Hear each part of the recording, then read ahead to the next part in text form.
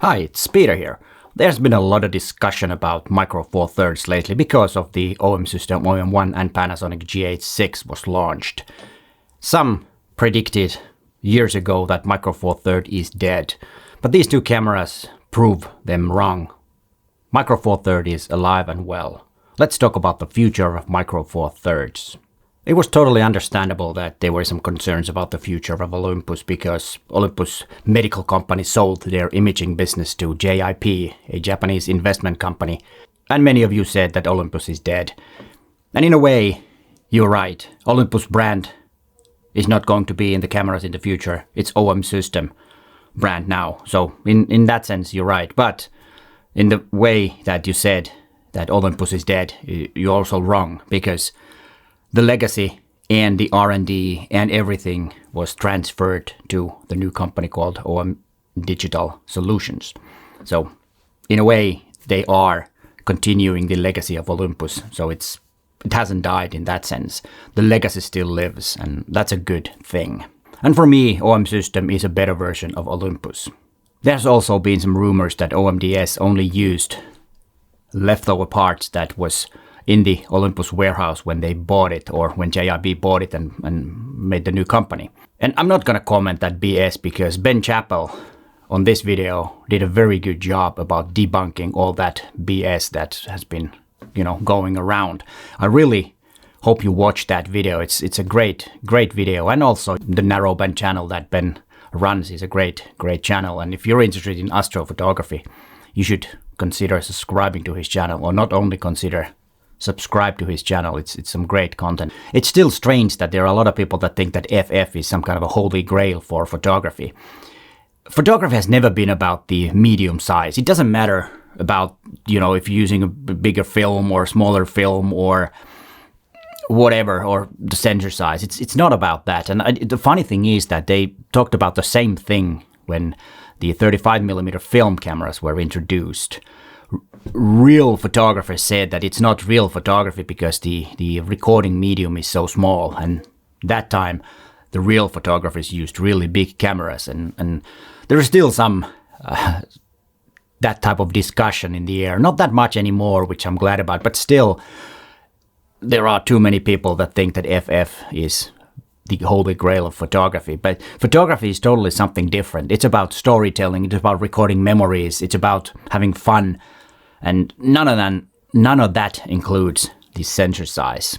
And, well, people are reading forums, and then there are some loud voices that think that FF is the holy grail. And usually they are not photographers. They are just, gearheads that like to talk about gear. And yeah, nothing wrong about being interested in gear. Of course, we all photographers are interested in gear and technology and the buttons and the features and everything. Of course, that's interesting. It's one part, of course, about photography, the camera, because without a camera you can't make photographs. Well, technically you can, but you know what I mean. And it's also funny that some of these FF-obsessed people say that mobile phones can make better images than Micro Four Thirds. I don't see the logic, because they usually say that Micro Four Thirds is not big enough, or the sensor is not big enough to good images. But then mobile phones has smaller sensor than Micro Four Thirds cameras. So where's the logic? Of course, I know one part of it is computational imaging, and that is something that R&D should think about and have a focus in computational imaging with Micro Four Thirds. Because of course, the advantage of Micro Four Thirds has been the size, but of course there are quite small full frame cameras nowadays. Even though, of course, the system in a whole Micro Four Thirds is a lot smaller, and that is one of the biggest advantages. But like I said, it is not as big as it was like 10 years ago when Micro Four Thirds was new. It was totally revolutionary in a way, that how it shrank the camera size. But as I said, it's not the biggest advantage anymore if we're talking about only the body. But then it is still an advantage if you talk about the whole system. And of course, I'm not saying that mobile phones cannot make great images. Like I said, it's not about sensor size when we talk about photography. It's totally something different. And mobile phones are great for photography in many ways. You usually have your mobile phone with you all the time, and then the shareability of the images is superior to any other brand, any type or any other type of cameras, like we all know. And I sometimes shoot with my mobile, of course, because, you know, I want to share something. I'm here, or hey, look at this view, and then send it to my contact, not to my contacts, of course not, but to my friends and family. And, you know, that's something that we all do. And that is something that I also talked about a lot, that camera manufacturers should think about this and have maybe a SIM card in their cameras so that the shareability is easier straight from the camera. Of course, you can use, for example, with Olympus and OM system cameras, the new OM Image Share app, which is, I think that's what it's called. Yeah, OM Image Share app. That's what it's called now. And you know, transfer images to your mobile phone and then share it. But of course, it's a extra step, and most of us are lazy to do that. There might be some people that do not like my photographs. I don't know. There might be a lot of them. I don't know. But the reason that they don't like my images is not because they're made with the smaller camera. The reason is totally something different. It might be the story, it might be the composition, or whatever it is, or the subject matter, or the style, or whatever it is. And that's totally fine. We like different things, and if you don't like my images, that's totally fine. No problem with that. But I've never heard that someone is saying that, yeah, this is not a good image because it's taken with a small sensor camera. You know, so why are we so obsessed about the sensor size? Beats me. Micro Four Thirds camera manufacturers need to come up with features that we need, and also something that we don't know that we need. And that's, I think, is the core of Micro Four Thirds to survive. But yeah, I think OM1 and G86 were two cameras that really delivered for us. Because OM1 is most likely the best camera for bird and wildlife photography if we think of the whole system, the whole set of features.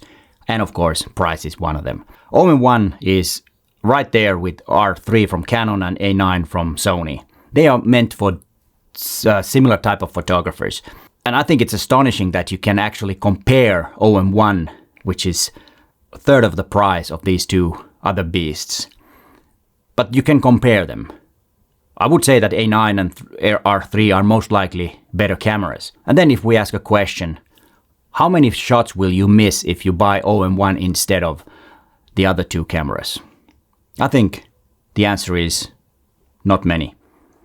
But you also gain images that you cannot make with R3 or A9, or you could, but make it a lot easier. For example, Pro Capture and Live Composite.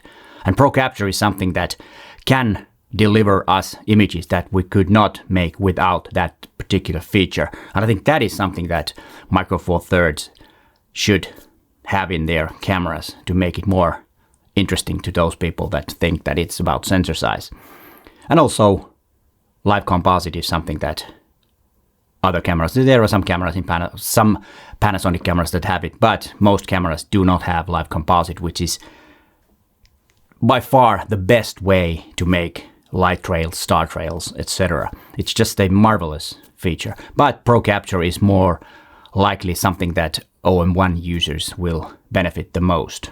At least from my bird photography, which I do every now and then, it's a crucial thing. And I know many professional bird photographers that use OM system or Olympus cameras use that quite a bit. And then what OM1 is for bird and wildlife photographers, G86 is for video makers and video shooters. Yes, G86 is a great video camera, and I can totally see that small production companies might have several of them. And that is something that OM system or OMDS should look into, even more improving their video, even though with OM1 they did a huge leap in video quality and video features, which is the right direction. And talking about the right direction, that is exactly why I made a contract with OMDS. Again, I did not have a contract on 2021 at all. The reason that I signed was OM1 and of course the belief that I have in OMDS. It's promising and I'm looking forward to the next cameras, whatever they are. I would guess that they have OM10 and OM5, but I don't know. But that would be logical to have those brand names on those new OM system cameras that are maybe coming in the near future. I have no idea though, but you would suspect that they have some new cameras coming in the pipeline. And of course the lenses too. And that's why I have a strong belief that they will deliver in the future too, and also Panasonic. Then we have to also remember that there are lots of new members in the Micro Four Thirds consortium. It's not only Olympus and Panasonic that are, making Micro Four Thirds things. It's lens makers. For example, DJI is part of that, and I think it was TD Artisan that just joined, and Laowa I think is also a member. So there are a lot of new brands that has joined the bandwagon of Micro Four Thirds, which is also a good thing. That also is one proof of the future, the bright future of Micro Four Thirds. And then when I said that I didn't have a contract on 2021, did I consider switching? To be honest, yes, I did. I tested a few different cameras. I made a few videos about them, not all of them, but a few. But I did not find any big advantages of me switching to another brand. It would have been a waste of money just to switch for because it has a bigger sensor. It's nonsense, because the features, especially, the image stabilizer wasn't even close in the other brands. Some cameras didn't have it, and I'm so used to having it, so it was something that I actually need. And then, Pro Capture, Live Comp, and all that. Live ND, for example. All those features are something that I need and use, and that's why I did not even consider seriously to change. Of course, it was interesting to look around, but I stuck with Olympus. And then when OM System contacted me, I was ready to sign when I heard that OM1 is coming and what features it has. So it was a no-brainer to continue with OM System cameras. I hope you enjoyed this video, and here is something for you to watch next. But hey, thanks for watching, and bye for now.